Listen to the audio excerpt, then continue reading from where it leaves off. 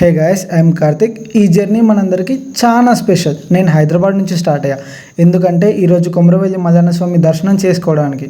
ఇంకో సైడ్ నా ఫ్యామిలీ డైరెక్ట్గా ఊరు నుంచి టెంపుల్ దగ్గర కలుస్తా అని చెప్పారు. ఫైనల్గా వాళ్ళని కలిసాను. ఆ తర్వాత అక్కడే చిన్న రూమ్ తీసుకున్నాం. తర్వాత టీ దాకా వచ్చేసరికి అమ్మ వాళ్ళు బోనం కూడా ప్రిపేర్ చేసి ఉంచారు. అక్కడ నుంచి అందరం టెంపుల్ లోపలికి అయితే వెళ్ళిపోయామన్నమాట. సో ఆ తర్వాత అక్కడనే మల్లన్న పట్నాలు వేయడం జరిగింది.